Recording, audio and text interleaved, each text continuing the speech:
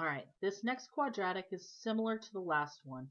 F of x equals -2 x plus 4 squared minus 3.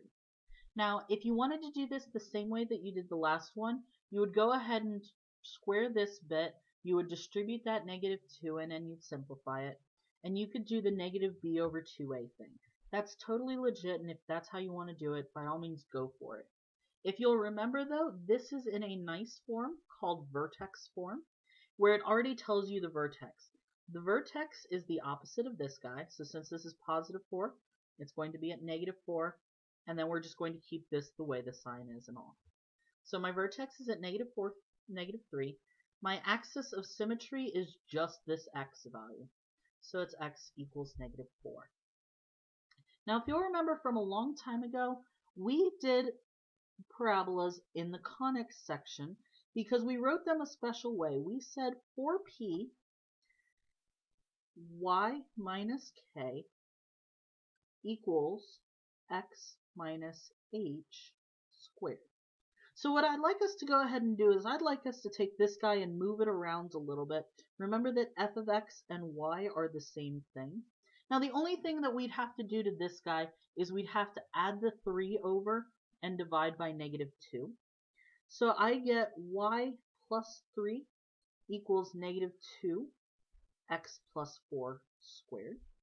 We're going to divide both sides by -2. So I get -1/2 y plus 3 equals x plus 4 squared.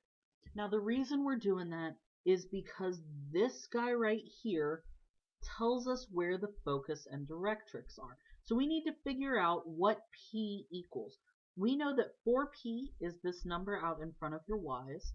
So 4p equals -1/2. Or in other words, if we divide both sides by 4, we're going to get that p is -1/8. Now, if you'll remember, we've got our parabola. This one opens down because it's negative. So we've got our parabola right here.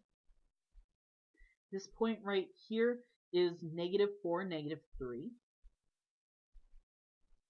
And what we're doing is we are going to find the focus. Now, the focus is always inside the curve of the parabola. So it's 1/8 of a way down. So this is going to be at -4, -3, and 1/8. Now my directrix is a straight line. So here's my focus. My directrix is a straight line. It is 1/8 distance above this because it's going to go in a straight line this way. So my directrix is going to be at y equals -2 7/8.